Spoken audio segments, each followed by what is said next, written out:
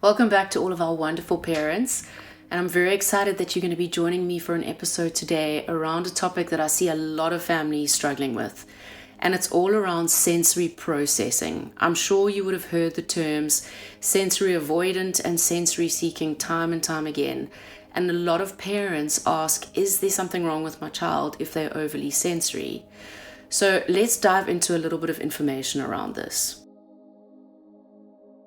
Sensory processing is really about how our nervous system actually takes in information from our environment and then processes it and interprets it. Everybody has a very different sensory profile, but some children can either be sensory avoidant or sensory seeking. So the distinction between the two of those is sensory avoidant is when you'll often see your child putting their hands over their ears because the environmental noise can be quite loud. They won't want to do certain activities that might involve touching things that don't feel normal. They might get upset because there's tags on their clothes that make them feel uncomfortable. Their sensory system is very, very reluctant to take on new environments, anything new to the system that they can't quite understand. And what that involves is obviously slowing things down in terms of introducing all of these sensory experiences to them. The other side of it is obviously the sensory seeking behavior, where children actually seek stimulation for their sensory environment. So they're actually looking for hard things to play on. They're looking to jump. They're looking to circulate movement within their bodies.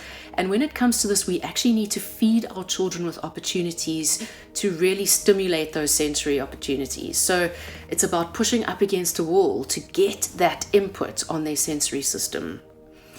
They also like to chew on things. So sometimes we need to give our children something to chew on, which obviously stimulates the brain processing as well. When children are having meltdowns and if they are sensory seeking, you can actually give them a piece of ice to chew on, which really helps them soothe their sensory system and ultimately soothing their nervous system too. What a lot of parents ask is, what are the red flags for a sensory processing issue or a sensory processing challenge? And some of these things include when your child tends to have regular meltdowns, when you pick them up from school and obviously they've had a full day of school and they get home and they offload, and there's a lot of mood instability. Definitely if they are averse to certain foods, from not so much from a taste perspective, but from obviously a sensorial perspective, from a texture perspective. And then also seemingly disobedient behavior that just seems a little bit out of the ordinary. So always refusing to go to a certain place, or when they hear a certain sound, not wanting to listen to it. If external sounds are just overwhelming for them, or if you go into a crowded place and you find that your children just get overwhelmed time and time again, this will give you a little bit of an idea that there could be some sensory processing challenges.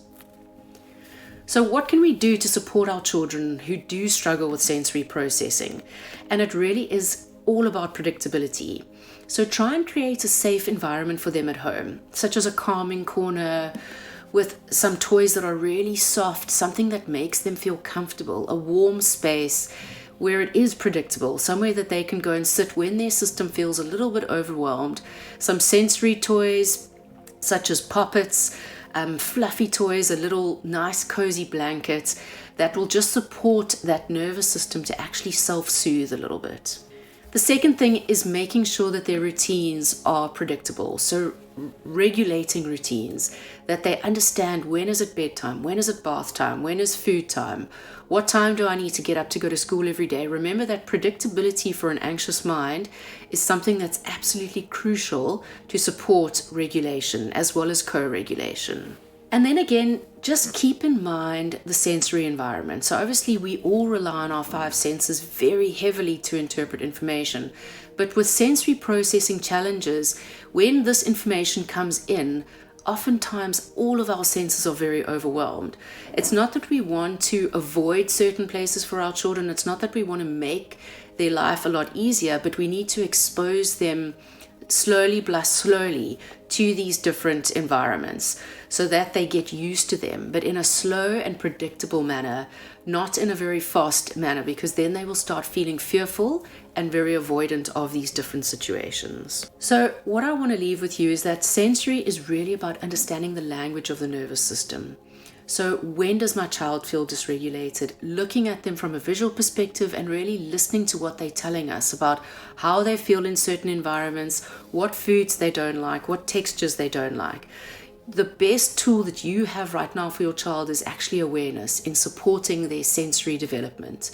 And while we're supporting their sensory development, you'll see that their resilience will start developing as well.